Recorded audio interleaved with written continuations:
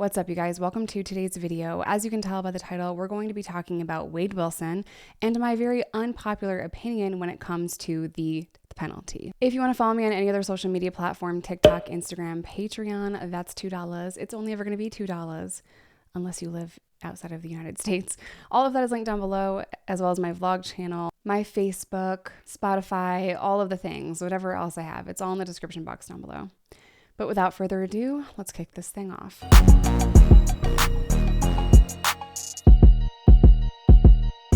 So I feel like by now, no one needs to have me do a whole recap or a deep dive or what have you. You guys do not need to know every single little detail about Wade Wilson. It is pretty common knowledge by now what he did and who he is and who his victims are.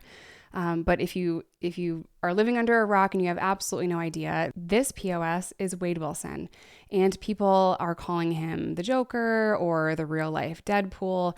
I think any cutesy name or any nickname for this absolute monster is ridiculous. I don't think you should be comparing him to comic book characters or anything like that. And the entire niche of book talk that was romanticizing him, I have beef with y'all from now until forever. There is never a reason to romanticize a murderer. I understand that true crime is a very intriguing thing to people. I know why it's a whole niche. I understand documentaries on people that do this kind of thing. I really do. As somebody that studied abnormal psychology and as someone with a bachelor's degree in correctional program support services with my minor in psychology, I love learning about the human mind. I do, especially, when it comes to like really dark brains, I guess, people that are mentally ill, people that have very severe mental illnesses like schizophrenia or BPD. I like learning about those kinds of things. I truly do. So I understand that it can be intriguing, but where do we draw the line? As most of you know, Wade Wilson, then 25, took the lives of two innocent women, Christine and Diane, and he did so in such a brutal and heinous way that he said that one of the two looked like spaghetti. I believe that was Diane that he ran over a bunch of times, and he said that, and he said it in such a sickening and callous way that I just don't understand how he has an entire fan club. He's now 29 years old and was sentenced to death in the state of Florida, which is a pretty uncommon thing, especially given his age. He's very young. Also, the death penalty is something that is, kind of losing popularity, I guess. I have been very vocal about not supporting the death penalty for a lot of different reasons. I think the first one being that, the government should not have the right to kill its citizens, even if they kill. The second reason being that life in prison is a lot more miserable than getting to die within 16 to 20 years. That's the average stay on death row. And when you are 29 years old, he could potentially live to 80, 90 years old. And what's wild is why would you want to end his sentence and, put him out of his misery within just, 15 to 20 years? But I think the most important component to me not being in favor of the death penalty is actually something that my good friend Larry Lawton brought up the other day in his video. I will link it on the card up here. And it was just a really good point and a very valid point. And that is that the death penalty is not a deterrent for crime, because when people are committing these crimes, they are out of their fucking mind. They are not reasonable. They're not in the right state of mind. They're not making the best decisions, and they sure as fuck are not concerned about the law or any kind of penalty that comes along with that. The death penalty is just something that I have had a hard time with my entire life. And it's very difficult to see a case like this, set your emotion aside and think logically. I'm a human being. I feel like if I was on that jury and I was hearing all of these details and I was looking at his smug ass face, smiling and not caring about it, not addressing the court, not talking about it at all, not writing a, victim impact statement where you tell the victims of the family members that you were deeply remorseful and you're very sorry for what you did, not doing any of that. I would have a really hard time as a mother, as a woman, to not say I vote in favor of the death penalty, because, oh my God, to be so cold.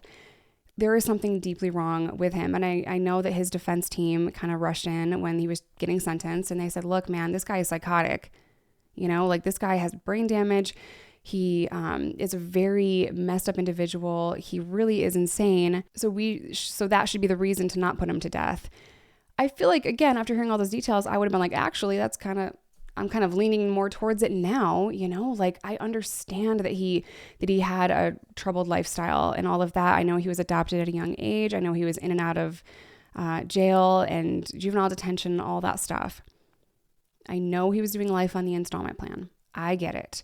Nothing justifies what he did. But still, I have such a hard time with the death penalty. Even knowing everything that I know, knowing that it's not a deterrent for crime, knowing that it's very expensive to put somebody to death, it's more cost effective for the state that he spends life in prison. I know all that stuff, It's still really hard. One of the really hard complaints that I have is why is the Florida Department of Corrections allowing Wade Wilson to have the phone? Why does he have phone privileges? Why is he able to manipulate and use tons of other people on the phone?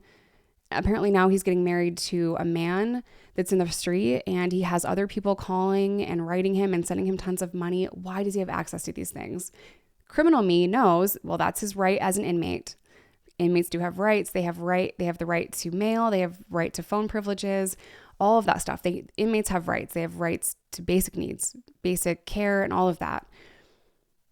Criminal me, ex-inmate me, prison reform advocate me says he is a person like anyone else. He's an inmate. Yes, what he did was horrific, but he has rights.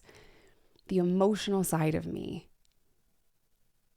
the part of me that is, feeling for the victims and the victim's family, the part of me that's angry that he is so fucking callous and doesn't care that he's being sentenced to death at the age of 29, the person that is kind of laughing and making a mockery of it and not really remorseful at all, that part of me is like, take his fucking phone privileges away. Why is he having a good time on the phone? In a county jail, that would be very useful for prosecution because they're listening to those phone calls and they're waiting to see if they can kind of piece together some things that maybe the defendant wasn't honest about. Maybe they can learn more details about the crime. But Wade Wilson was, without a doubt, the dumbest person alive. He left tons of DNA evidence. Forensics all came back within a day or two. He was arrested very quickly. And then, of course, confessing to it on the jail phone. But confessing to it on a jail phone, they don't need that. They had all of the evidence, stacked against him before he made those calls. But I understand, in other cases why allowing especially a high-profile inmate have access to a phone that is being recorded. I totally get that. And again, I know inmates have rights, but I hate it. He's just racking up more and more victims. Something else that I just cannot wrap my brain around is how tons of women have raised thousands of dollars for Wade Wilson. They raised tons of money for Wade Wilson, and I don't have that figure. So if any of you guys know, please let me know in the comment section down below. But also there was a petition going around. It had 10,000 signatures, 757 signed in one day when I saw a copy of this. That's something that I can't understand either, that all of these people, and I scrolled the list, it's mostly women, all of these women signed a petition to prevent the death penalty for Wade Wilson. Again, ex-criminal me, prison reform me, I struggle with being in favor of the death penalty. I'm mostly 98% not in favor of the death penalty. The logical side of me, the prison reform advocate side, no, it's a no.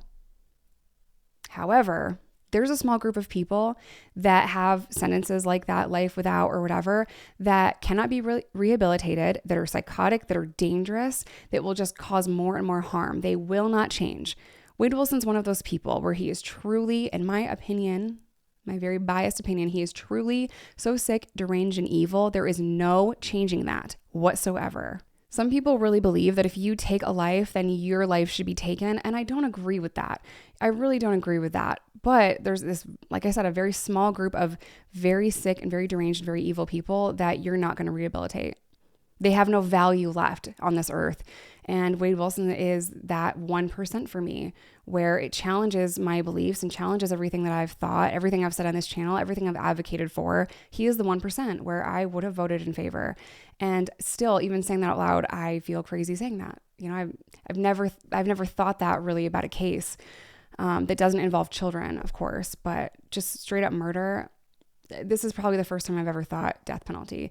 When it comes to harming children, pedos, chomos, things like that, hard R-ing people, the ones that always get probation, I'd move them to death row. I want to know what you guys think. So let me know in the comment section down below if you think that death was justified in this case, or if he should get life without the possibility of parole, given all of the circumstances.